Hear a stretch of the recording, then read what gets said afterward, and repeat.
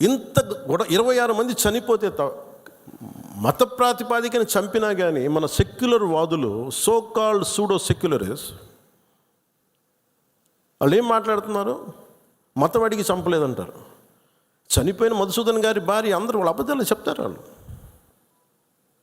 పాకిస్తాన్ని ప్రేమిస్తూ ఉంటారు. వీళ్ళందరూ ఇక్కడ భారతదేశంలో కూర్చొని మీరు పాకిస్తాన్ని ప్రేమిస్తుంటారు. మొన్న కొంతమంది నాయకులు డిబేట్లో మాట్లాడుతుంటే చూస్తున్నాను.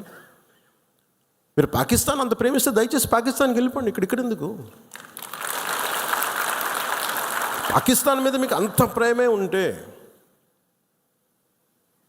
ఇది మాట్లాడుతున్న పని ఏదైనా వీళ్ళందరూ కూర్చొని కాంగ్రెస్ నాయకులు వీళ్ళందరూ, కొంతమంది ఎమ్మెల్సీలు కూడా ఉన్నట్టుగా అనిపించింది నాకు చూస్తుంటే. ముఖ్యంగా సౌత్ నుంచి ఉన్నారు కొంతమంది సీనియర్ కాంగ్రెస్ నాయకులేమో కాంగ్రెస్లోనే విభేదం ఉంది. మేము వెళ్ళిపోతే మీరు పాకిస్తాన్ని, మీరు భారతదేశంలో దాడి జరిగినప్పుడు భారతదేశానికి నిలబడాలి తప్ప పాకిస్తాన్కి నిలబడతాం మీరు సెక్యులరిజం అంటే అది ఏ ససేమిరా ఎవరు ఒప్పుకోరు. ఇక్కడ ఆ బలం మనం చూపించాలి. మనం ప్రాణాలు పోతే తిరిగి వస్తాయా? ఆయన ప్రాణాలు పోయినాయి. ఆయన బిడ్డల పరిస్థితి ఏంటి? ఆయన భార్య పరిస్థితి ఏంటి? మెరిట్ మీద ఉద్యోగం సంపాదించుకున్న అబ్బాయి, ఒకటే కంపెనీలో నిలబడి ఆ మెరిటోరియస్గా ఎదిగినవాడు, ఒకటే మాట ఆయన మా మిస్సెస్ మాట్లాడుతూ ఉన్నారు. మాకు ఏం ఆశలు లేవు సార్. మేము సింపుల్ ఒక చిన్న మిడిల్ క్లాస్ ఫ్యామిలీ. మేము టీవీల్లో కనిపిస్తామని మా కళ్ళలో కూడా ఉన్నాం. కానీ మా దురదృష్టం ఇలా కనిపించాం మేము టీవీలోనే. నా భర్త చనిపోయినప్పుడు ఇలా మేము టీవీలో కనిపించి మా బతుకులు బయటకు వచ్చినాయి. నా భర్త చనిపోయాడు, అది చెప్పుకోవాల్సిన దుస్థితి మాకు వచ్చిందని. వెళ్ళినప్పుడు బిగినింగ్లో ఆవిడ నన్ను ఎంత ఒక నిష్ఠూరంగా మాట్లాడారంటే బాధపడుతున్నారు. మిమ్మల్ని అనకూడదని మళ్ళీ అన్నారు. మీరందరూ ఇస్తేనే కదా నమ్మకం. ఇది మోదీ గారి ప్రభుత్వం, ఎన్డీఏ ప్రభుత్వాన్ని కదా మేము భరోసాతో కదా మేము వెళ్ళింది. మేము కాశ్మీరు ఇన్ని కోట్ల మంది వెళ్ళారని మీరు అందరూ చెప్తేనే కదా మేము వెళ్ళాం కాశ్మీరు. మమ్మల్ని ఇలా పెట్టేశారు ఏంటి అనేది ఆవిడ మాట్లాడుతుంటే నాలో మొత్తం భారతదేశ ప్రభుత్వాన్ని చూశారు ఆవిడ. నన్ను ఆ తిట్లు నేను తీసుకున్నాను. ఆవిడ సారీ చెప్తున్నారు కానీ నాకు అర్థం లేదమ్మా, మీరు ఎంత తిట్టాలో తిట్టను, ఏం పర్లేదన్నాను. మీ కోపం ఎవడో ఒకరి మీద చూపించాలి. మీరు కోపం మా మీద చూపించను, పర్లేదన్నా. అని ఇంత దారుణంగా ఉంటుంది. నేను అనేది ఏంటంటే మనం నువ్వు ఏదైనా సరే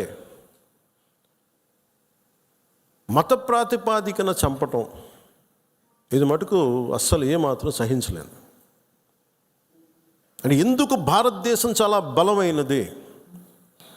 భారతదేశం మన సెక్యులరిజం చెప్పుకోకర్లా. సెక్యులర్ అనే పదం మనం యాడ్ చేయక్కర్లా. సెక్యులర్ పదం అని యాడ్ చేయకముందు 70s వీఆర్ సెక్యులర్.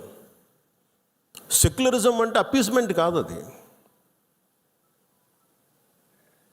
వైట్ వాష్లు చేయకండి తప్పులు చేస్తే. సర్ తన్సే జుదా అని చెప్పి అంటే అట్లాగే తుపాకులతో సర్ తన్సే జుదా చేశారు వాళ్ళు ఉగ్రవాదులు. తల లేదు, పట్టుకుందాం ఆకన్నా ఇలా అంటే తల లేదు అక్కడ. మీరు ఊహించుకోగలరా? అది ఇది మాట్లాడే తల లేదు. ఇంత క్రూరంగా చంపేశారు. ఎంత సహనం చూపిస్తాం? తప్పు జరిగినప్పుడు తప్పని చెప్తాం.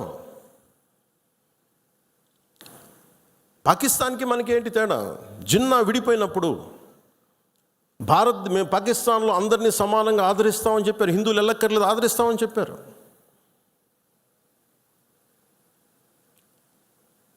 రెండు కోట్ల పైన ఉండే చాలా కోట్ల ఎక్కువ అంత జనాభా ఉండే చోట ఈరోజు జస్ట్ పట్టుమని కొన్ని లక్షల్లో ఉంటారు పాకిస్తాన్లో హిందువులు అంతే. బట్ వేరస్ మన దేశంలో పాకిస్తాన్లో ఎంత జనాభా ఉందో ముస్లిం జనాభా అంత జనాభా ఇక్కడ ఉంది. That's what India is. అంటే మనం నిజంగా ఈ సో కాల్డ్ సూడో సెక్యులర్ వాదులు చెప్పిన విధానంగానే అయితే నిజంగా అసలు ఇంతమంది ముస్లిం పాపులేషన్ ఉంటుందా? ఇంత వివక్ష చూపించే దేశం అయితే, హిందువులే నిజంగా వివక్ష చూపించే దేశమే అయితే ఇన్ని లక్షల మంది ఉండగలరా? అసలు ఇన్ని కోట్లాది మంది జనం ఉండగలరా?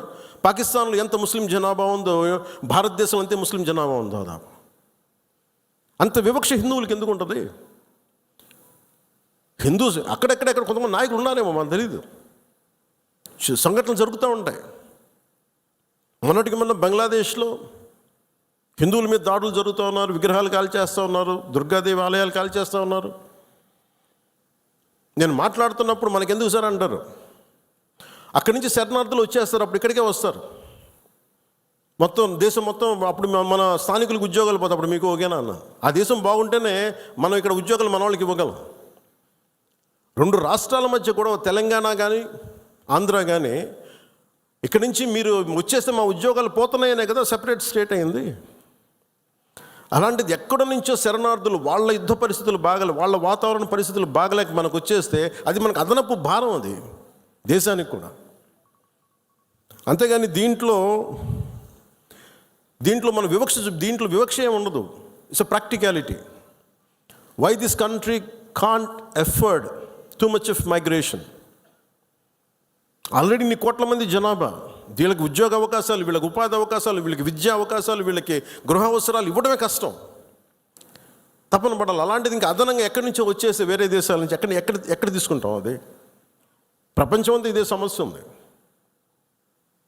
సో అలాంటి సమయంలో ఇది మనందరి బాధ్యత. ఇది నేషన్ సంబంధించిన సమస్యలు, మన సమస్యలు కూడా.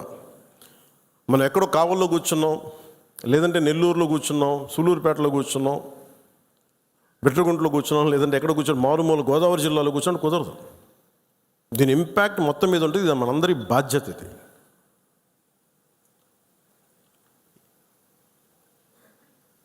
ఈ రోజున మనకి ఒక వాస్తవాన్ని వాస్తవంగా మాట్లాడటం తెలుసుకుందాం. నేను చాలాసార్లు ముస్లిం సమాజానికి కూడా చాలాసార్లు చెప్పాను. నేను ఎందుకు ఇంత మాట్లాడాల్సి వస్తుంది, ముస్లిం, క్రిస్టియన్, హిందూని ఎందుకు మాట్లాడాల్సి వస్తుందంటే, హిందువులకు ఉన్నది ఒకటే దేశం, ఇంక వేరే దేశం లేదు. ఇక్కడ కూడా హిందువులను టార్గెట్ చేసి చంపితే ఎక్కడికి పారిపోతారు? అంటే నీకు చంపింది 26 మందిని, కానీ దాని ఇంపాక్ట్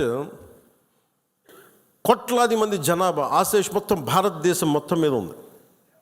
వెళ్ళి మీ ప్రధానమంత్రికి చెప్పుకో, మీ మోడీకి చెప్పుకో. అది మోదీ గారికి చెప్పడం కాదు, అది చంపేసి నన్ను కూడా చంపేయాలన్నాను మసూదన్ గారి భార్య. వెళ్ళి మా బిడ్డలు కూడా చంపేయండి, మీ మోడీకి చెప్పుకోపో.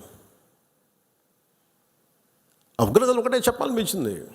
నువ్వు మోదీని అంటలేదు, ఇక్కడ మా అందరిని అంటున్నావు.